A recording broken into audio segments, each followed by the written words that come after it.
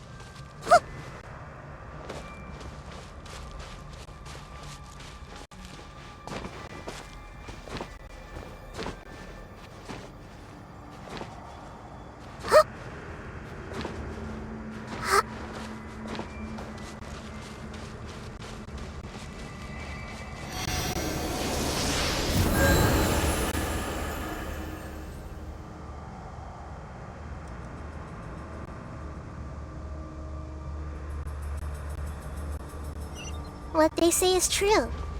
You have to see the world for yourself to appreciate how beautiful it is.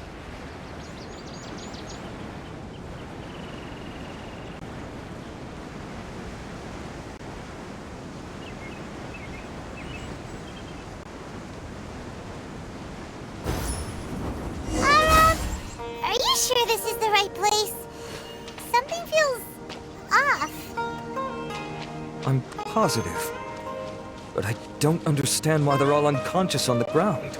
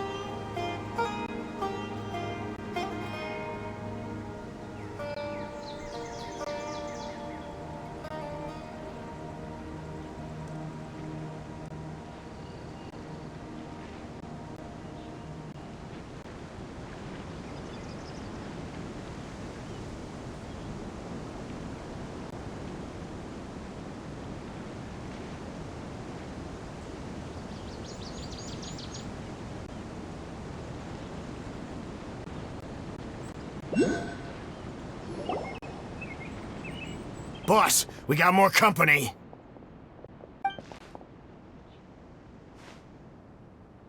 Look, we were just doing what we were paid to do. You're punishing the wrong people here. You want the real culprit? It's this guy. He hired us to kidnap Sachin. What happened? Who beat you all up? Wait, you mean you aren't with them? With who? Who did this? First there was this flying brat. Didn't bother asking any questions, just started throwing punches. After that, some guy wearing green came along and interrogated us for a bit. I've got the confirmation I needed. This is the one who masterminded this whole plot. Giovanni, Sachin's son. If you have any questions for him, now's your chance to ask them.